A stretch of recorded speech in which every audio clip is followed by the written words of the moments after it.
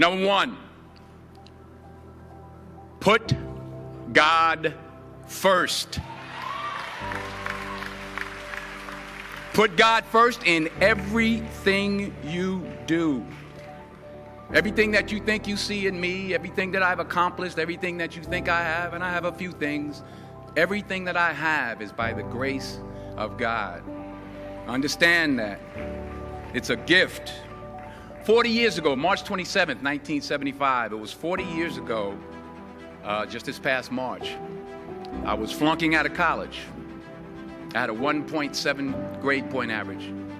I hope none of you can relate. I had a 1.7 grade point average. I was sitting in my mother's beauty shop. They still call it beauty shop now? What they call it now? Yeah, I was sitting in the beauty parlor. I was sitting in my mother's beauty parlor, and I'm looking in the mirror, and I see behind me this woman under the dryer. And every time she looked up, every time I looked up, she was looking at me, just looking me in the eye. And I didn't know who she was, and I said, she said, somebody give me a pen, give me a pencil, I have a prophecy. March 27, 1975, she said, boy, you are gonna travel the world and speak to millions of people. Now mind you, I was flunked out of college. I'm thinking about joining the army. I didn't know what I was gonna do, and she's telling me I'm gonna travel the world and speak to millions of people. Well, I have traveled the world, and I have spoke to millions of people. But that's not the most important thing, the success that I had. The most important thing is that what she taught me and what she told me that day has stayed with me since. I've been protected, I've been directed, I've been corrected. I've kept God in my life, and it's kept me humble. I didn't always stick with him, but he always stuck with me.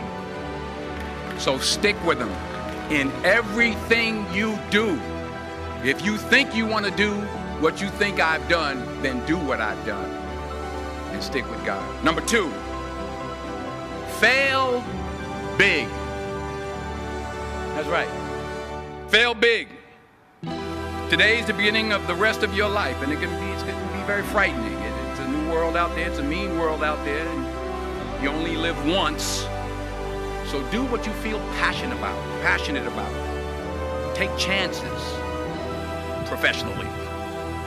Don't be afraid to fail. There's an old IQ test, was 9 dots, and you had to draw 5 lines with a pencil within these 9 dots without lifting the pencil. The only way to do it was to go outside the box. So don't be afraid to go outside the box.